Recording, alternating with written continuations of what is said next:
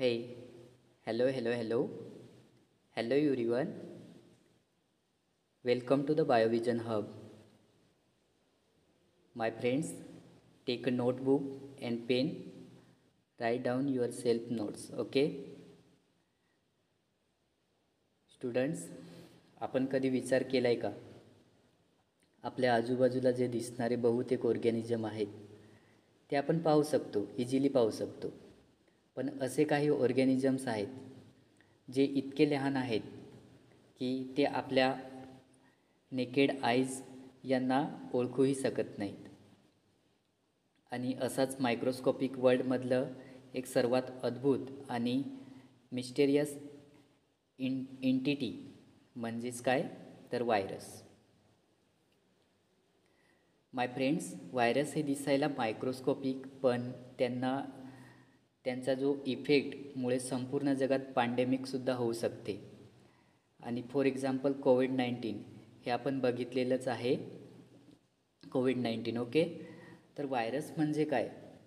Virus हे सब microscopic infectious agent आहेत जे लिव्हिंग सेल्समध्ये जाऊन रिप्रोड्यूस होऊ शकतात. तसं सांगायचं झालं तर व्हायरस म्हणजे जंतू जे स्वतंत्रपणे जगू शकत नाही, पण ते होस्ट सेलमध्ये गेले तर त्यांचे मल्टिप्लाय होतात. स्टुडंट्स, व्हायरसकडे काही अशा पण फ्युचर्स असतात की त्यांची जी बॉडी स्ट्रक्चर आहे हे असेल्युलर बॉडी स्ट्रक्चर असतं. म्हणजेच त्यांच्यामध्ये सेल्स नसतात, त्यांचं स्वतःचं सेल बॉडीसुद्धा नसते. ते DNA किंवा RNA त्यांच्यामध्ये असतात, पण ते दोन्ही कधी एकत्र नसतात. ते स्वतःचं मेटाबॉलिझमसुद्धा करत नाहीत. ओके.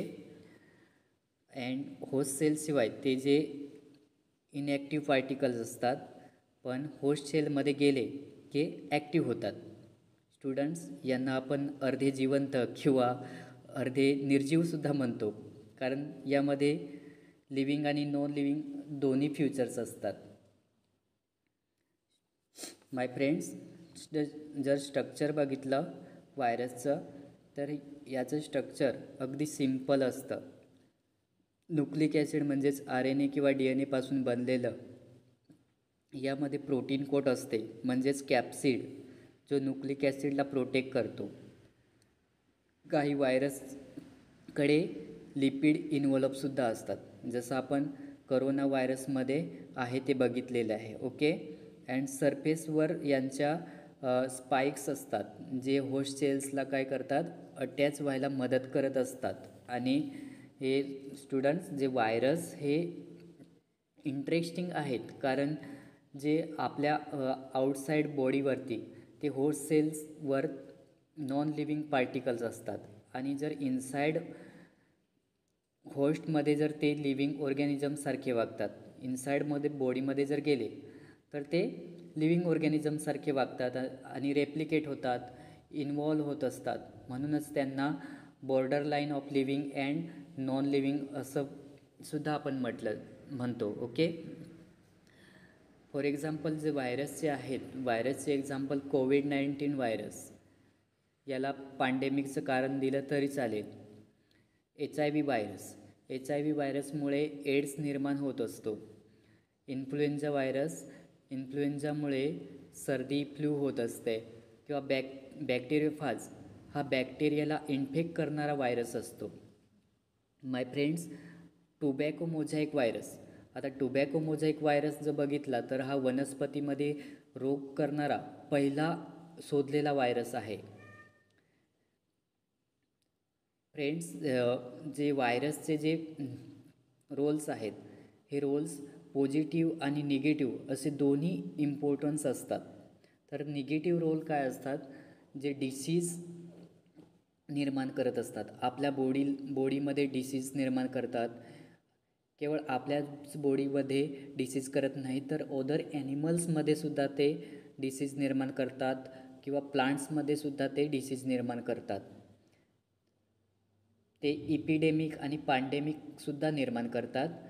पॉझिटिव्ह रोलसुद्धा यांच्यामध्ये असतो. आता पॉझिटिव्ह रोल बघितलं तर ते जेनेटिक इंजिनिअरिंगमध्ये यूज होतात आणि वॅक्सिन प्रोडक्शनमध्ये सुद्धा ते मदत करत असतात. बॅक्टेरियोफाज बॅक्टेरियल इन्फेक्शनला ते कंट्रोल करण्याचं सुद्धा काम करत असतात.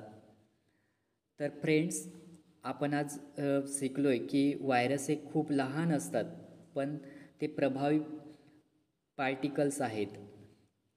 ते एकाच वेळी डेंजरस पण आहेत आणि युजफुल पण आहेत. यांचा स्टडी करणे म्हणजे वेगळाच अनुभव असतो, कारण हे जिवंत आणि निर्जीव यांच्या सीमेवर उभे असतात. My friends, if you enjoy the lecture, don't forget to like, share and subscribe to the channel.